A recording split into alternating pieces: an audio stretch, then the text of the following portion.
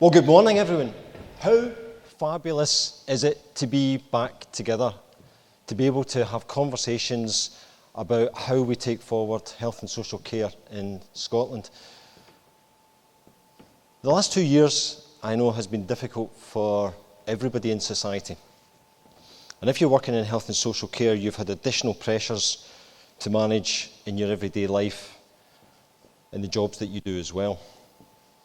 One of the things that I've been struck by is that by having a shared goal over the last 2 years, by having a focus for our attention, the collective efforts that we've put in place to try to address the challenges have reaped enormous benefits for society.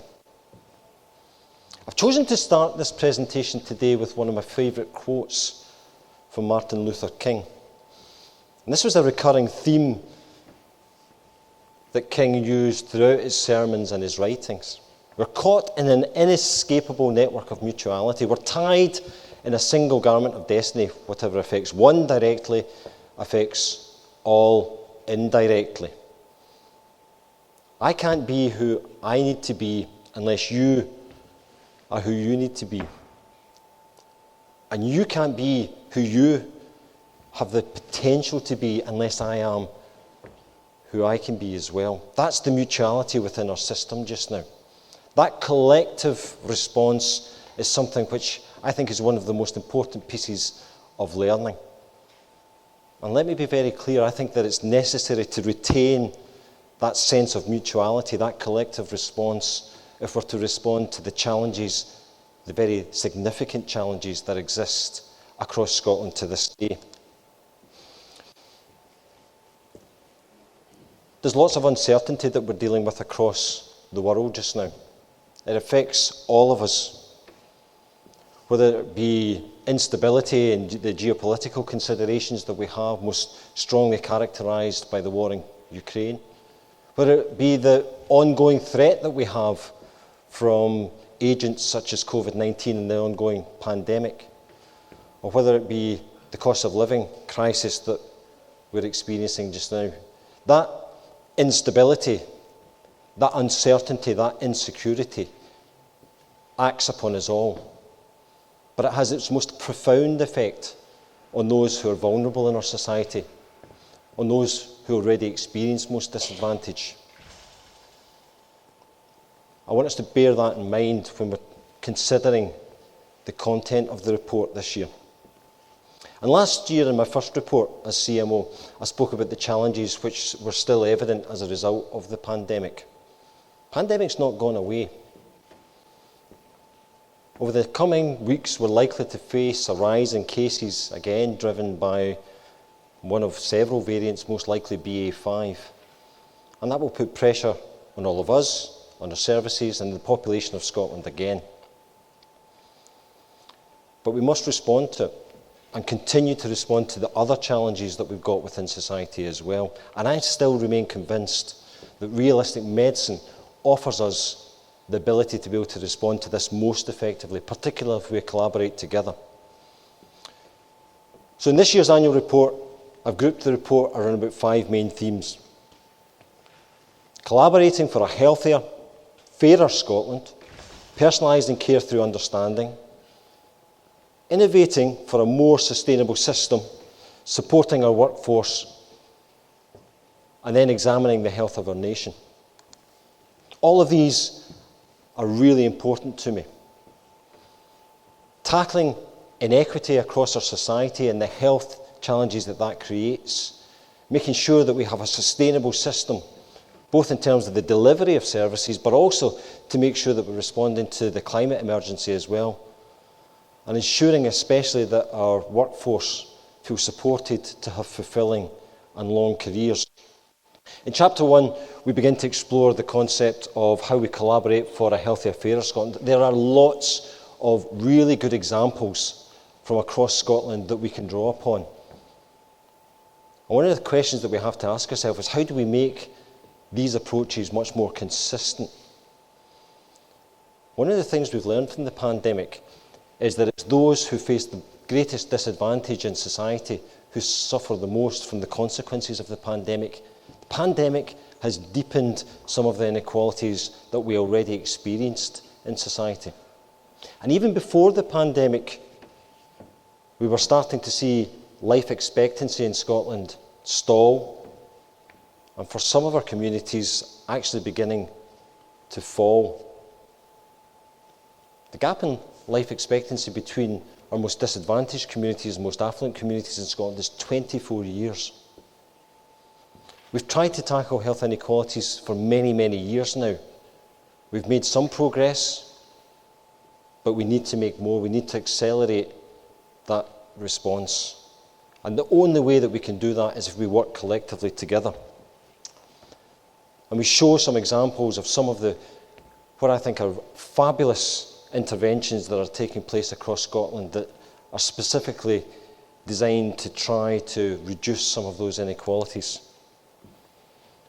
One of the most important themes in realistic medicine since the beginning has been about how we personalise care, how we really listen to people to understand what life and their experience of health is from their perspective, what matters to them, and how we can help them, support them, guide them when it's necessary, but walk with them in their health journey.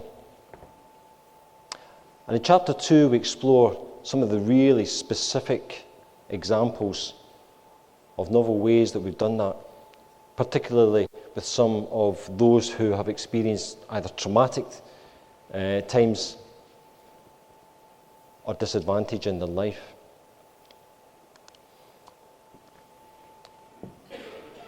The experience of the pandemic has also taught us about the importance of research and the use of evidence. The Scottish research community over the course of the pandemic has done some absolutely groundbreaking and wonderful research that contributes to a response, whether it be participation in trials like Recovery, Isaric, countless numbers of studies like Genomic that have informed us and allowed us to tailor our response to the pandemic. Again, we need to make sure we're harnessing all that talent within Scotland and having it focused in other ways. The CSO office, which I'm delighted to lead, celebrates 50 years this year. We've just said goodbye to Professor David Crossman as our previous Chief Scientific Officer for Health, and we welcome Professor Dejmana Dominicek as our new Chief Scientific Officer. I really want to see us strengthen and consolidate our approach to research and innovation as we try to tackle some of these huge challenges. And we begin to explore some of the mechanisms by which we can do that. The benefits that it will have to care, to our system, and actually to the wider Scottish economy as well, as we embark on this recovery and redesign of services. Because achieving a sustainable health and care system is not easy or straightforward at this moment in time. Every health system in the world is struggling with the conundrum as how do you cope with the growth and intensity of care and be able to make sure that it's free and accessible. Making a sustainable health and care system has to be one of our priorities. One of the ways that we can do that is to use realistic medicine, to make sure that the care that we're providing is care, first of all, that has a beneficial impact for those who receive it, but also is in line with their preferences, their values, and what they think is important to them. But it also helps us as we try to address the climate emergency as well, because sustainable care is care that is not wasteful. The best way of trying to respond to the climate emergency is to make sure that the care that we're providing isn't wasteful in a way that consumes the resources for people. I'm delighted to chair a board in Scotland which is leading Scotland's response to the climate emergency as we try to embark on achieving our net zero target by 2040. It's an ambitious target, but again, collectively, if we work together, I am sure that we can make that and be one of the leading health systems in the world in terms of our carbon emissions footprint. In doing that, we've got to consider value-based healthcare. Now, value-based healthcare isn't about saving money. Value-based healthcare is about providing care that really makes an impact for people, that's in line with their values, as I say, that's in line with their preferences.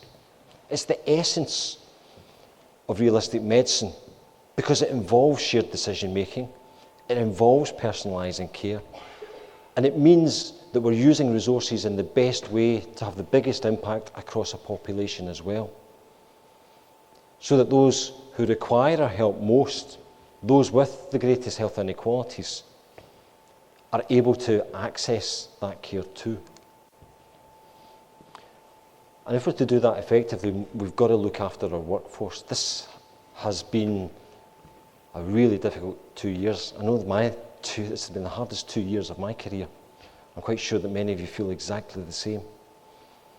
I start off chapter 4 with just some personal reflections, what the last 2 years has meant for me.